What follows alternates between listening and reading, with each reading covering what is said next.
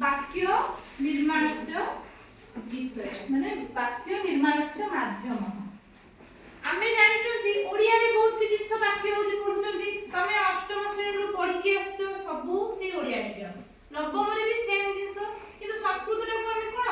पढिबा देवनागरी किंतु लेखिबा कोथरे ओडिया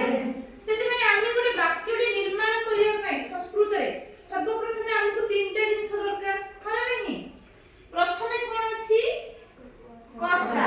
द्वितीय रे कोन अछि कर्म तृतीय रे कोन अछि क्रिया आमे गोटे वाक्य जेतले निर्माण करंती सेते बेले आमे तीनटा नॉर्मल जिंस को जानते तीनटा माने मुख्य जिंस रे हमकु तीनटा पद थिबो केतरा पद थिबो तीनटा माने वाक्य निर्माण रो पद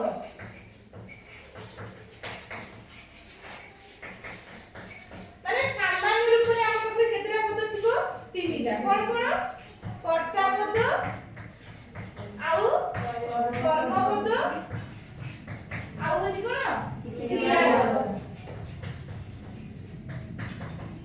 ए जो कर्ता पद कर्म पद क्रिया पद आमे यदि वाक्य रे न जानिबा ताले आमे वाक्य टी निर्माण करि परिबा नाही ए जो वाक्य निर्माण करिया पे हेले हमकु कर्ता पद को मत देखियार अछि हमर कर्ता केते प्रकार रो दुई प्रकार केते प्रकार रो दुई प्रकार ते होची कोन तुमरो जेमिति की को पद जेमिति की होची मुख्य कर्ता कोन मुख्य कर्ता द्वितीय रे होची कोन होची आसीबो गौण कर्ता को कर्ता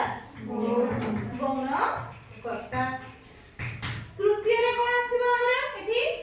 जहा की एटा गोटे पॉइंट गला